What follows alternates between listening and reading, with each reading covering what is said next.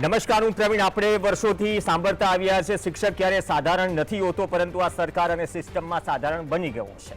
તમે રાજધાનીમાં પોતાના હક માટે માંગ કરવા જાઓ, ટીંગાટોળી થાય, દસરાય, કોઈ એમ્બ્યુલન્સમાં જાય. નવી વાત નથી, આ ગુજરાત છે. તમે હસીને કહી શકો છો ગાંધીનગરમાં અમે અમારી વાત મૂકવા આવીએ છીએ. વિધાનસભાનું સત્ર ચાલી રહ્યું છે. વિધાનસભાના સત્રમાં ધારાસભ્યો સવાલ કરે છે શિક્ષણ મુદ્દે. જવાબ જે મળે છે, કેવા સરકારી જવાબ મળે છે, આ મંચ પર 4 દિવસ પહેલા જોઈ લીધું. પરંતુ ફરી આ દ્રશ્યો નવા નથી. સાંજે 6 વાગ્યે ઘણી વખત આ પ્રકારના દ્રશ્યો ચાલી રહ્યા છે. જે ઉમેદવારો ઉતરી રહ્યા છે એ ટેટ 1 એટલે કે 1 થી 5ની ભરતી કરવામાં આવે, નિયમ મુજબ જે જગ્યાઓ ખાલી છે તે મુજબ કરવામાં આવે, નહીં કે તમે ઉપકાર કરી રહ્યા છો. જો શિક્ષક ક્લાસરૂમમાં નહીં હોય અને સૈનિક બોર્ડર પર નહીં હોય તો બંનેનું દેશમાં ઘડતરમાં જે ફાળો છે આપણે મૂલવી શકીએ છીએ કે તેની કેટલી જરૂરિયાત છે. હા, એ વાત અલગ છે કે છાપરા અને કોમ્પ્લેક્સમાં ચાલતી શાળાઓમાં 1 લાખ ફી ભરીને પ્રાઇવેટમાં ગૌરવ અનુભવે છે આજના વાલીઓ. એ આજકાલની પરિસ્થિતિ છે. પણ 1 થી 5માં આ ફંડા શું છે? ઘણા વિદ્યાર્થીઓ ગરમીનો પારો જે આગાહી થઈ રહી છે, ઘણાને તબિયતમાં પણ અસર પડી, પરંતુ કદાચ આ તબિયતમાં જે અસર પડી છે સરકાર કે શિક્ષણ મંત્રીને કદાચ એટલી અસર નથી પડી. શિક્ષણ સચિવ માનતા ન હોવાની વાતો, શિક્ષણ મંત્રીના ઓફિસથી લખાયેલા પત્રો, આ બધું જ ભૂતકાળ થયું અને એવું લાગે છે કે કોઈ ફરક નથી પડી રહ્યો. વાત 1 થી 5ની એટલા માટે થઈ રહી છે કે ટેટ અને TAT, TET 1, TET 2, TAT 1, TAT 2, 1 થી 5, 6 થી 8, 9 થી 10 અને 11 થી 12 ક્રમબદ્ધ ભરતીઓ થાય. પહેલા તો બીએડ અને પીટીસીમાં થઈ જતી, પછી તમારે એ સાબિત કરવાનું બીએડ પીટીસી કરીને પણ તમે શિક્ષક બનવાને લાયક છો કે નહીં. એટલે કે ટેટ અને ટાટની પરીક્ષા આપવાની મેરિટ જાહેર થાય, દર વર્ષે લેવાય છે. પણ ભરતી કેટલી થાય છે? 1 અને 5, 1 થી 5 ધોરણમાં 21,000થી વધુ શિક્ષકોની જગ્યા ખાલી છે. 4 દિવસ પહેલા આજ મંચ ઉપરથી મેં આંકડો જાહેર કર્યો હતો.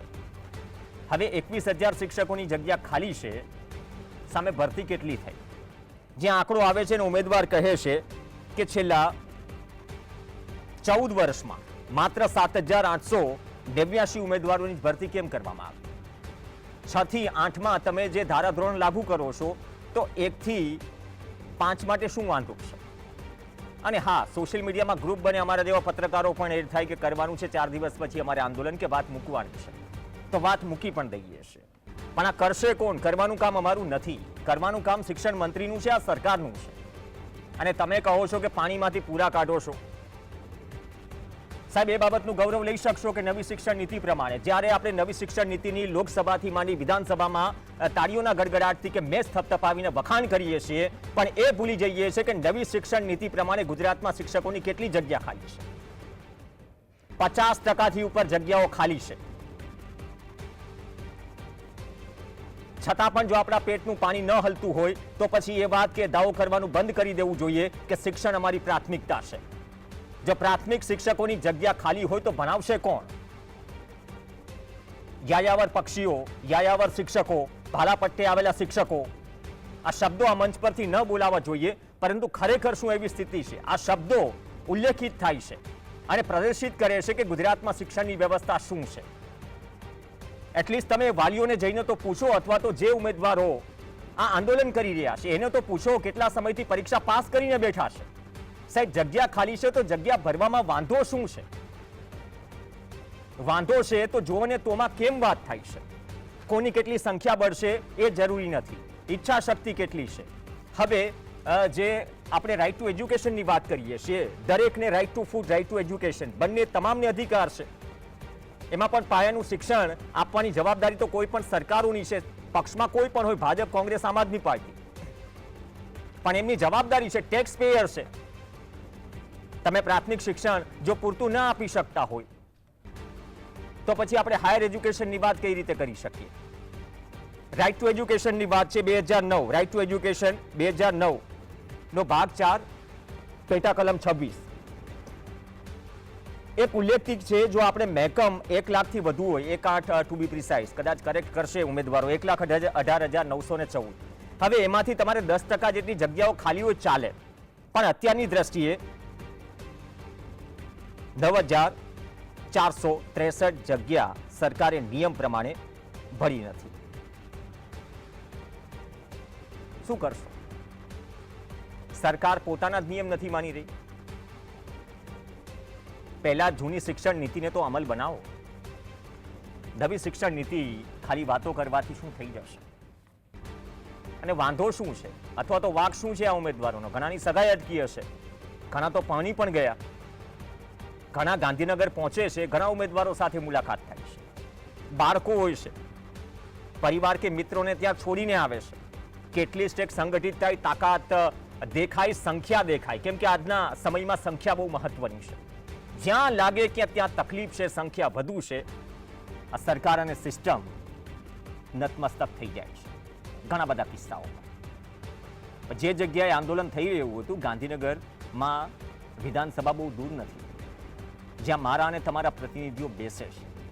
એમનું કામ પ્રજાનો સવાલ સાંભળવાનું અને એના સોલ્યુશન લાવવાનું છે. પણ છતાંય ન થતું હોય તો ચલો વેદના સાંભળી લઈએ. અને આજે ક્વેશ્ચન માર્ક ટાઇટલમાં માર્યો છે કે ભાવિ શિક્ષકોની મજાક જ થઈ રહી છે. આ મજાક નથી તો શું છે? કદાચ આનાથી સારો શબ્દ મળે તો શિક્ષણ મંત્રી અને સરકાર ખરેખર મૂલવી શકે છે કે વધારે સારો શબ્દ અમે વાપરી શક્યા હો. 3 ઉમેદવારો આપણી સાથે જોડાયા છે. હિમાંશુભાઈ પુરોહિત જોડાયા છે, જે પીટીસી ટેટ 1 છે, અલ્પાબેન જોડાયા છે અને કલ્પેશભાઈ વાઘેલા જોડાયા છે. ત્રણેયનું સ્વાગત છે. થોડું મોડું થયું, કટ ટુ કટ ડિબેટ ગોઠવાય. તમને પણ ગાંધીનગરથી આવતા મોડું થયું. અલ્પાબેન, આપથી જ શરૂઆત કરીએ. શું વાંધો છે? અને જે જગ્યાઓ ખાલી છે, આમ તો જગ્યાની ભરતીની જાહેરાત થઈ છે, પણ તમારી માંગ શું છે? જે ખરેખર પાસ કરેલા ઉમેદવારો છે, ટેટ 1 પાસ કરેલા ઉમેદવારો, જગ્યા ખાલી છે તો શું વધારે એ જગ્યા ભરવામાં આવે અને નથી ભરવામાં આવતી? અથવા તો તમે જ્યારે રજૂઆત કરો છો રૂબરૂ શિક્ષણ મંત્રી, સચિવથી માંડીને જે તે સરકારી વિભાગોમાં, જવાબ શું મળે છે? હું અલ્પા વાડકર, પીટીસી ટેટ 1 પાસ ઉમેદવાર બોલું છું. પહેલાં તો ખૂબ ખૂબ આભાર જીએસટીવી મીડિયાનો કે અમને બોલવાની તક આપી. કારણ કે અમે આજે મુખ્ય માંગ લઈને અને રજૂઆત કરવા માટે સરકાર સામે આવ્યા હતા, પણ સરકારે અમારી રજૂઆત જ સાંભળી નથી અને ડાયરેક્ટ જ બધા અમારા બીજા મિત્રોનો 300 જેટલા મિત્રોની ડિટેન કરી દીધા છે. અને અમે ભાગતા ફરીએ છીએ આખો દિવસથી. અમને વિચાર આવ્યો કે અમે મીડિયા સમક્ષ ગમે તે કરીને રજૂઆત કરીએ, સરકાર સામે અમારી માંગ જવી જોઈએ. એમ અમારી મુખ્ય માંગ છે કે જો અમારી 21,000 જેટલી જગ્યાઓ ખાલી હોય 31/5/2025ની સ્થિતિએ આરટીઆઈના નિયમ પ્રમાણે અમારી 21,354 જગ્યાઓ ખાલી છે. સામે અમારી ભરતી માત્ર 25% કરી છે. આમને એમ કે 5,000ની ભરતી કરી છે. અમે ખુદ હકના દાવેદાર છીએ કે સરકાર અમારી ભરતી 50% પ્રમાણે કરે. તો 21,000નું જે ખાલી મહેકમ પ્રમાણે ભરતી કરે, 21,000ની જે જગ્યાઓ ખાલી છે એ પ્રમાણે અમને 50% જગ્યાઓ આપે. અને સરકારને અમે નિવેદન કરીએ છીએ કે સરકાર, તમને અમે હાથ જોડીને નમન કરીએ છીએ કે અમને ઉમેદવાર પ્રમાણે ભરતી ન કરો.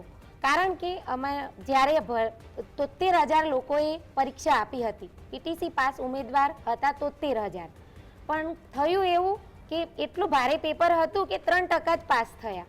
એમાં 2600 ઉમેદવાર પાસ થયા છે અને બીજા 2011થી લઈને સીધા 2024 સુધી એમ માનીએ તો એમ કરીને 9,372 એટલી જ અમારી સંખ્યા છે એમ ઉમેદવારોની. એટલે સરકાર અમને વારે ઘડીએ, અમે સંતરામપુર જઈને રજૂઆત કરી છે, અમે આવેદનો ઘણા આપ્યા, અમે કેટલી વાર આંદોલનો કર્યા, પણ સરકાર અમને એમ જ કહે છે કે બધાને તો અમે ભરતી, અમે બધાને તો લગાડી ન દઈએ ને. પણ એ કંઈ યોગ્ય છે? કારણ કે અમે એમ જ કહીએ છીએ કે અમે બધા હકદાર છીએ, ટેટ 1 પાસ ઉમેદવાર છીએ. તમારી 100% નહીં પણ 25ની જગ્યાએ 50% ભરતીની માંગ છે સરકાર. જે તમે 6 થી 8ના ધોરણની વાત કરો છો, તો એ ફંડા પણ થોડું સમજાવી દો. એમાં શું કઈ રીતે કન્વિન્સ થઈ ગઈ સરકાર?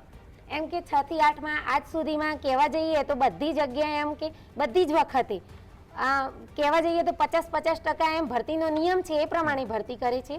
સામે અમારી 2011થી લઈને 2024 સુધી માત્ર 7,883, બસ 7,000ની ભરતી કરી છે. એમ અમને અન્યાય જ કર્યો છે. 1 થી 5 વાળા બધા ટેટ 1 પાસ ઉમેદવારો સામે અમને અન્યાય જ થઈ રહ્યો છે. એટલે એની જગ્યાએ જે વિધાનસભામાં શિક્ષણ મંત્રી કે અલગ અલગ રાજ્ય કક્ષાના રાજ્ય સરકાર મંત્રીશ્રી જે જવાબ આપે છે, કેમ કે સવાલ આ પણ થાય છે કેટલી જગ્યાઓ ખાલી છે, તો શું એવું જ માની લેવું જોઈએ હિમાંશુભાઈ કે જે છેલ્લા પેરામાં જવાબ આવે છે કે નહીં અમે જ્ઞાન સહાયકોની ભરતી કરી રહ્યા છીએ, હવે 1 થી 5માં જ્ઞાન સહાયકો આવે કે નહીં તમે પણ મને કરેક્ટ કરજો, અથવા તો જે ખાલી જગ્યા છે ત્યાં કઈ રીતે શૈક્ષણિક કાર્ય થઈ રહ્યું છે? સાહેબ, સૌથી પહેલાં તો હું આપના માધ્યમ દ્વારા જણાવવા માગું કે જ્ઞાન સહાયક એટલે આપણી ભાષામાં મજૂર કહેવાય, બરાબર? જે આપણે કન્સ્ટ્રક્શનના ત્યાં કામ ચાલતા હોય, સવારથી સાંજ સુધી કામ કરે ને 500 રૂપિયા આપીને છૂટા કરી દે.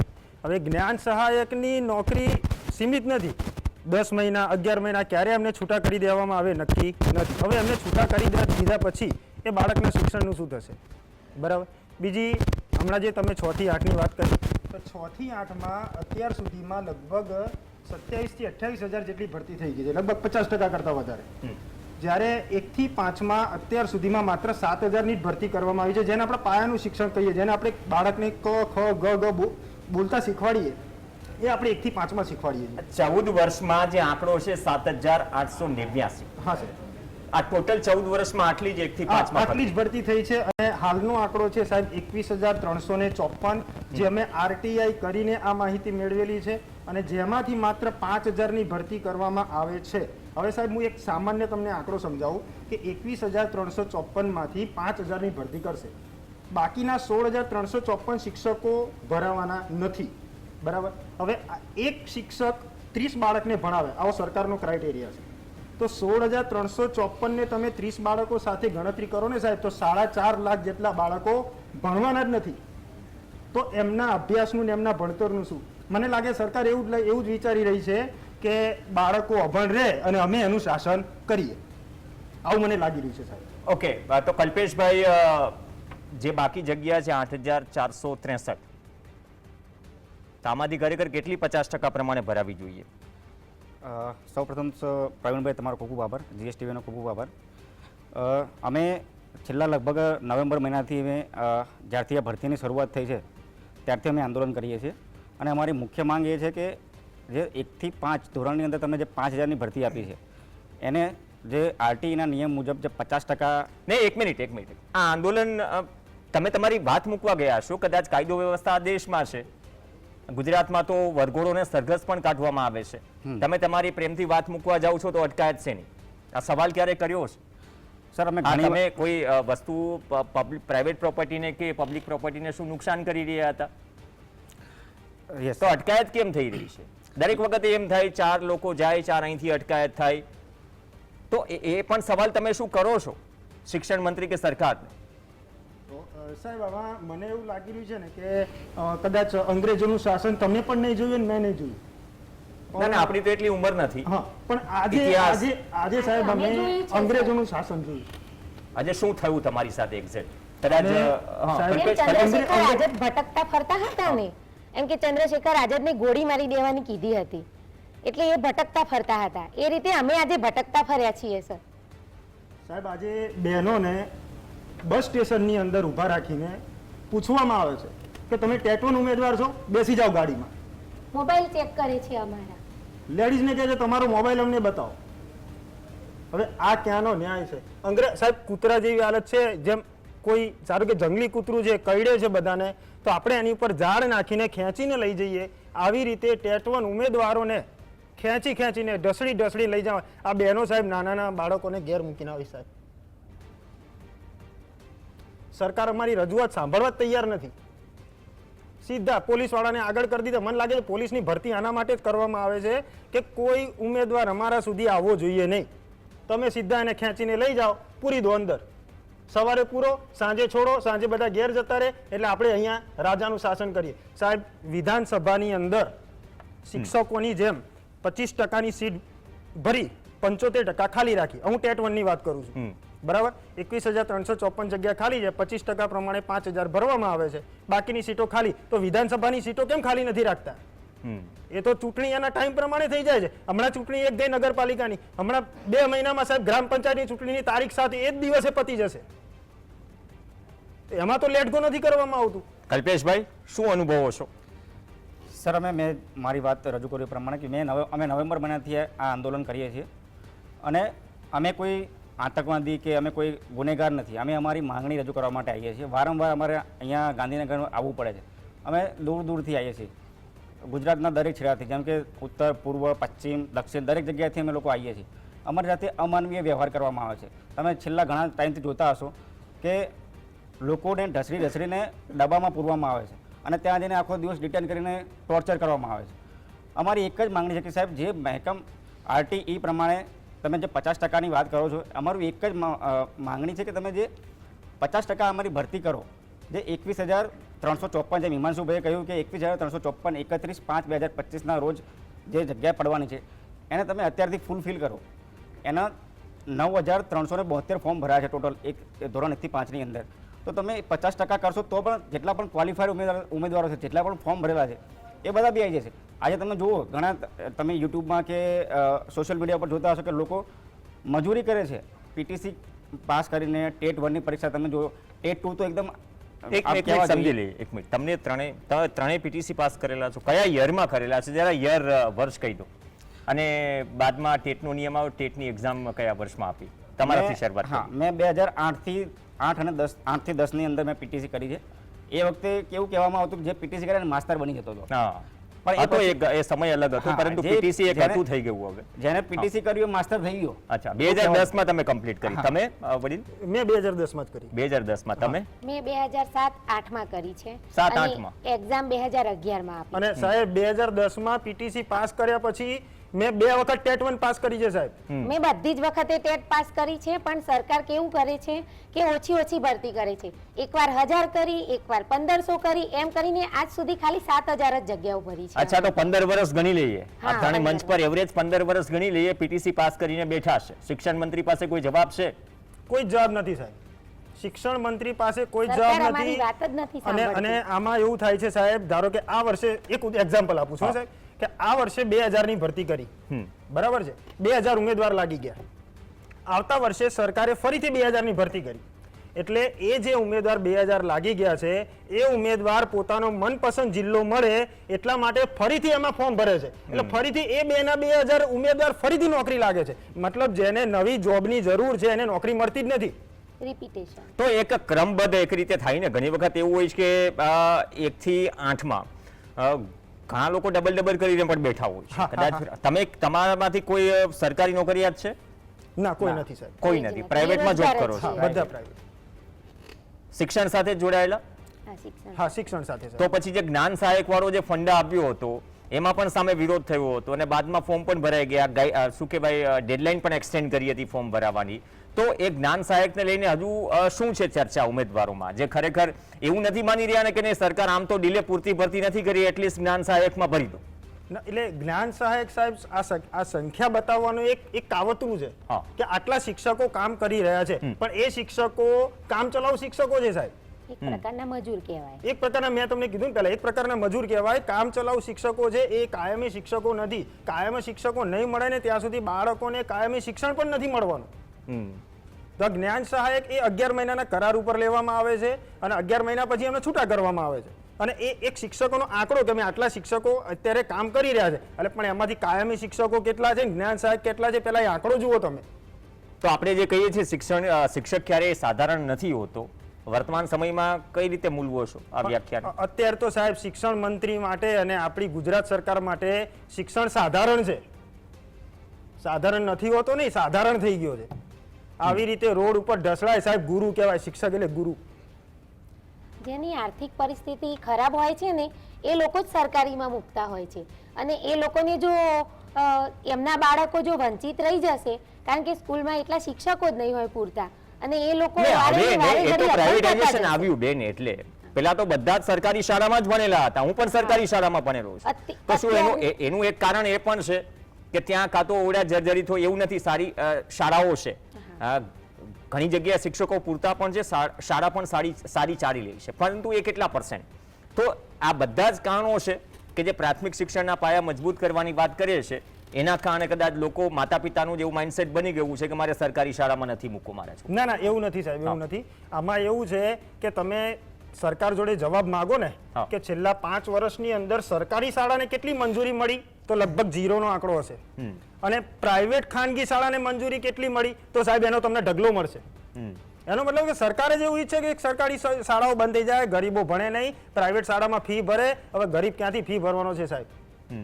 ગરીબ ફી નહીં ભરે તે બાળક પછી ખેત મજૂરી જ કરશે, બીજું શું કરશે? એટલે એમને તમે શિક્ષણ મંત્રીને કે જે તે શિક્ષણ વિભાગમાં તે રજૂઆત કરો છો કલ્પેશભાઈ, એક્ઝેક્ટ છે ને, હું દરેક વખતે જ્યારે વાત કરીએ ને કે હા આ વખતે 6 મહિના પછી શું જવાબ મળ્યો, એટલે જવાબમાં કંઈ ફેરફાર હોય છે કલ્પેશભાઈ કે જવાબ પણ એ જ મળે છે કે ના થઈ જશે? જવાબ અમને કોઈ રિટર્નમાં કે મીડિયા થ્રુ નહીં મળતો. અમને ખાલી એટલું જ કહેવામાં આવે છે કે ભાઈ હા તમારી ફાઇલ પ્રોસેસમાં છે, અમારું કામ ચાલુ છે, પણ એ એવું કોઈ લેખિતમાં કે મીડિયાની અંદર આવીને કે એવું કંઈ કહેવામાં નથી આવતું કે ભાઈ હા થઈ જશે. એવું અમને ખાલી ઓરલી કહેવામાં આવે છે કે તમારું કામ પ્રોસેસમાં છે અને કશું આગળ વધતું નથી. બીજું કંઈ નવું નહીં? બીજું કાંઈ નહીં. આજ અમને જ્યારે જઈએ ત્યારે આ પ્રશ્ન અમારે આજે આ ટીંગાટોળી થઈ કે જે કંઈ પણ અટકાયત થઈ, તો હવે પછીનો કાર્યક્રમ આપનો શું, અથવા અસર પડશે?